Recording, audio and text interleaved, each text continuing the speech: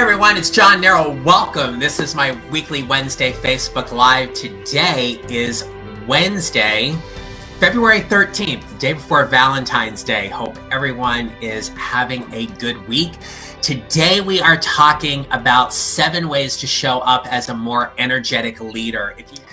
With that being said, if you have not had a chance to check out my website at johnneral.com, I've got a wonderful resource available for you there. It's called 3 Steps to Creating Your Next Advancement Opportunity Without Feeling Overwhelmed. In the edited version of the show, it goes right there.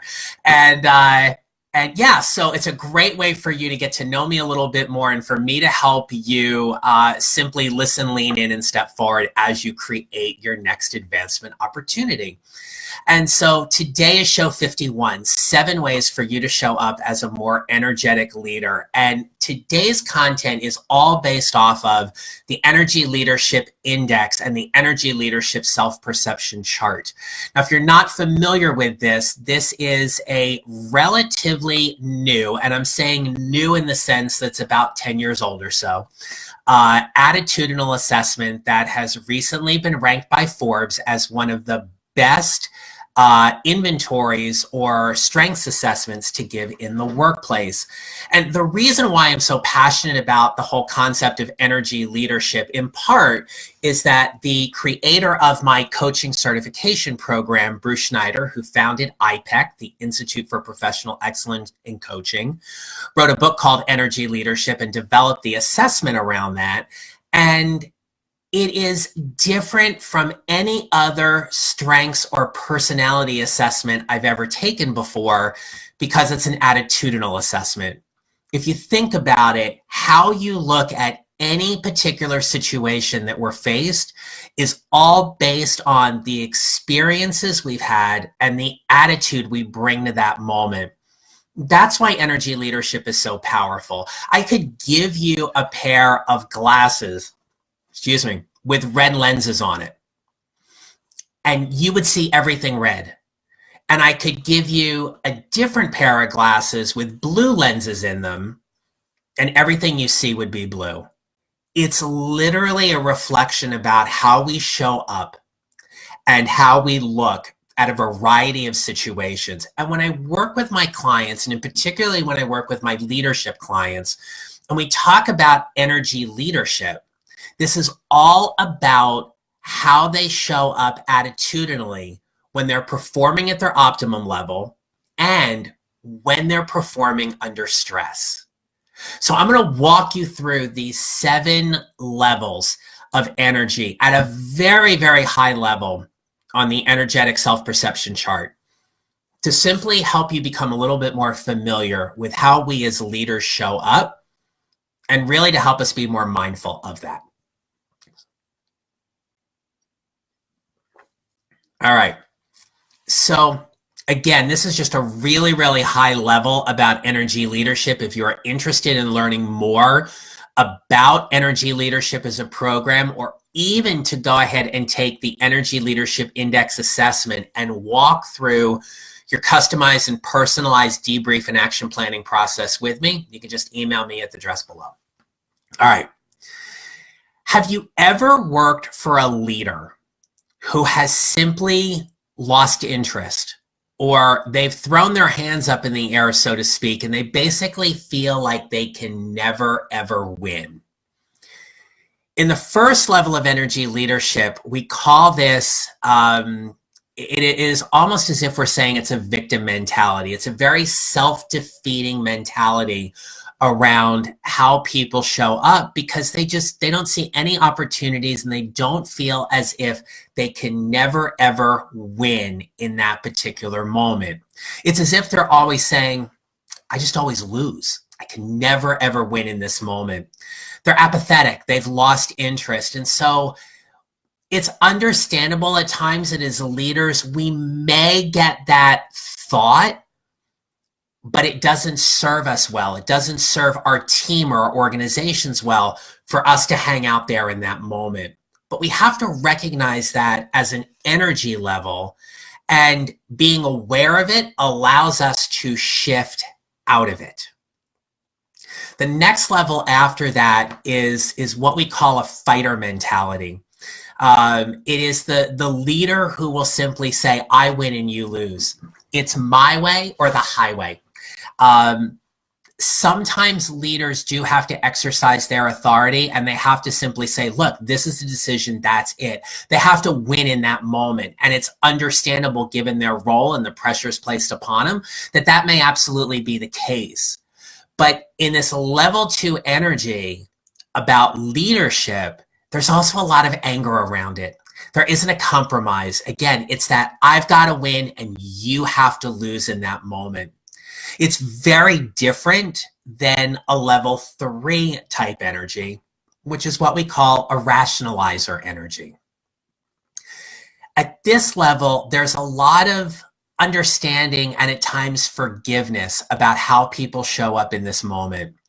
It's an understanding to simply say, look, I want to win. It's important for me to get this, but if you win, it's okay. It's not an acquiescence in any way. It is really about rationalizing the situation and say, look, I believe I'm right and I want to win here, but if you win, it's okay. And I'm totally okay with that if you get this one. In a lot of my work with my one-on-one clients, I see a lot of level 4 energy with them. Keep in mind, I work with people who are really passionate and ambitious about their careers, and they're looking to figure out what's next. And for some of them, it's about taking their leadership to that next level. And it's why this level 4 energy comes up so much, because we call this the caregiver energy. At level 4, it's all about the other person getting whatever they want or being able to win in that moment. For my leadership clients, and maybe you feel the same way at times too, somebody comes and they knock on your door and they need your time. They need to talk to you. You're willing to drop everything for them in that moment to help them at the cost of you being able to get done what you need to get done. It's everybody else first before me. And while it's very nice, it's very compassionate, it's very understanding if you're a heart-centered leader, it's also very exhausting. I did a show earlier on, somewhere in the 40s, and I don't remember it off the top of my head, but it's called Put Your Oxygen Mask On First. And this so addressed this whole concept of level 4 energy, that in order for us to best serve other people, we have to be able to take care of ourselves first in that moment. Otherwise, we burn out, our tank runs on empty, and then very quickly we're running on fumes to try to get whatever it is we need to get done. And we ourselves run the risk of getting sick, getting ill, getting overly exhausted and tired. And that just becomes a very difficult energy to work with all the time when all you're doing is giving and giving and giving and giving. It's great to give, don't get me wrong. If you work in a service-oriented profession, you do a lot of that. But it's also important for you and for me, for us to find the balance so we keep our tank full so we can best serve everybody else. I spend a lot of time with my leadership clients talking about this next level, which is level 5, which is the opportunist energy. And here at this level, it is all about welcoming and recognizing the opportunities that are before us.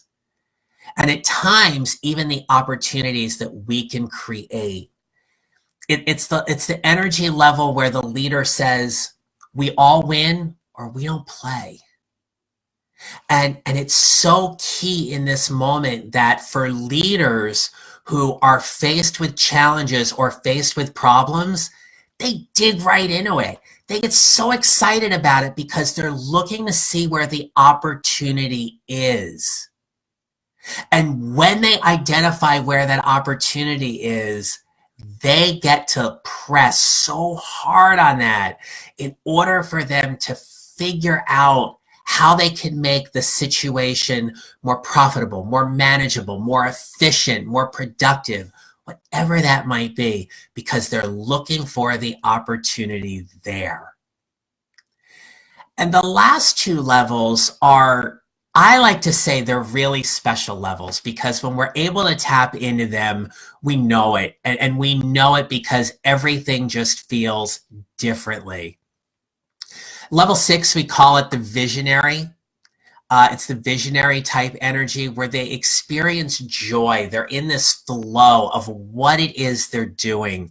They're motivated at a completely different level than where they were in the previous levels because they're so aligned with what it is that they're doing. And I'm going to tie this in really quickly with level 7, which is this creator energy, where it's often described as them being in this state of absolute passion in what they do in their career. There's such a difference if you follow this progression. If I say to you, I can never win, versus I win and you lose, versus I win, but if you get to win, I'm okay with that, versus you win, it's all about you, versus we all win or we don't play, versus we get to determine what winning and losing look like because we get to create the rules for that. And ultimately to be able to say in a level of energy where there is no judgment, winning and losing are just illusions. We just make them up. And we make them up based upon however we decide to play at level 6. But at level 7, there is no winning and losing. And so in leadership, sorry, I am still fighting this cold and I don't think it's getting better. Excuse me. So in leadership, how you show up energetically and professionally matters. You can show up in any given situation at work, at any given situation with a direct report, a team member, a colleague, a fellow leader, your boss, whomever that may be. You get to choose how you want to show up. Do you want to walk into the situation and look for the opportunity? Or do you want to go into that situation and already feel as if you're defeated? Do you want to go into that situation and make it all about the other person so you can take care of them in that moment? Or is it how you choose to show up and create whatever it is comes next in that moment? That's the power of energy leadership. That's the power of how we get to show up in those moments because we get to choose based on those energy levels. Whether we're the victim, the fighter, the rationalizer, the caregiver, the opportunist, the visionary, or the creator, we get to show up in whatever moment. I want you to think about this. When you're doing your best work, when you are performing at your best, when there is nothing that can go wrong for you, what energy level do you think you resonate at? Are you resonating at a creative space where you're just feeling this incredible amount of joy in what you're doing? Or are you showing up in kind of a rationalizing or a dependent way because you just kind of have to get it done, but there's still a little bit level of joy in what you're doing? How do you show up in those moments? And when you show up under stress, that's a whole different conversation too, right? Because when we're under stress, we can't help but feel as if we have to fight. We have to fight for what it is that we want, fight for what we need to get. I love using this example. It's not a I want to say an overly healthy example, but where I live, it's pretty prevalent. I live right outside of Washington, D.C. in a very high traffic congested area. And one of my pet peeves is people who drive while they're on their cell phones. Now, look, I get it. If you need to check something, and I'm only saying it in terms of you've got to move the nav screen or whatever it is. Do it when there's no other cars around you. And even that I'm not really advocating for, because I don't look at text while I drive. I try to keep my phone at a minimum, like maybe I'm changing a podcast or something like that. If I'm ever on the phone, I'm always talking hands-free. I see people on the highway watching Netflix while they are driving. It frustrates me to no end. And my stress reaction gets really, really high that I go into this level 2 mode of I need to be this defensive driver because I have to watch out for everybody around me. And if there's other people in the car, I feel even more defensive because I want to make sure that as the person who's responsible behind the wheel, I ensure a safe trip for my loved ones who are in the car with me. So I get very, very stressed when I see people not giving their undivided attention like I am to the road.